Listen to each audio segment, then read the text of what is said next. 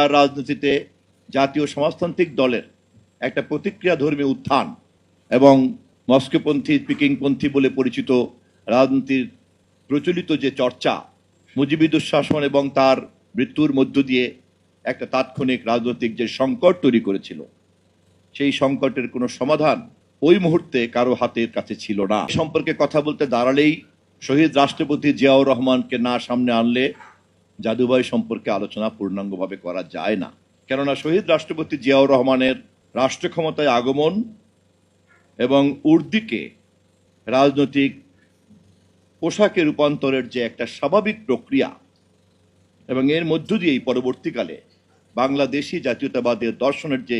প্রবক্তা তিনি হয়েছিলেন এবং এই মুহূর্তেও বাংলাদেশের জনপ্রিয় রাজনৈতিক দল, ক্ষমতাসীন দল হিসাবে বাংলাদেশ জাতীয়তাবাদী দলের যে অবস্থান, সেই দলের যে তিনি একজন প্রতিষ্ঠাতা এবং নেতায় পরিণত হয়েছিলেন, এই একজন সামরিক কর্মকর্তা, একজন মুক্তিযোদ্ধা, একজন ক্যান্টনমেন্টের মনোজগতের বাসিন্দা, এভাবে জননন্দিত নায়ক হওয়ার যে প্রক্রিয়া, এই প্রক্রিয়াটিকে অত্যন্ত ধাত্রীর মতো সম্পন্ন করতে সহযোগিতা করেছিলেন যেই নেতা, তিনি হচ্ছেন মশিউর রহমান জাদু মিয়া। এ কারণেই শহীদ জিয়াউর রহমানের রাজনৈতিক নেতায় রূপান্তরিত হওয়ার প্রক্রিয়ার মধ্যেই নিহিত আছে মশিউর রহমান জাদু মিয়ার রাজনৈতিক কৃতিত্ব। আজও বাংলাদেশে শহীদ জিয়াউর রহমানের রাজনৈতিক দল, তার দর্শন, তার চিন্তা, তার আদর্শ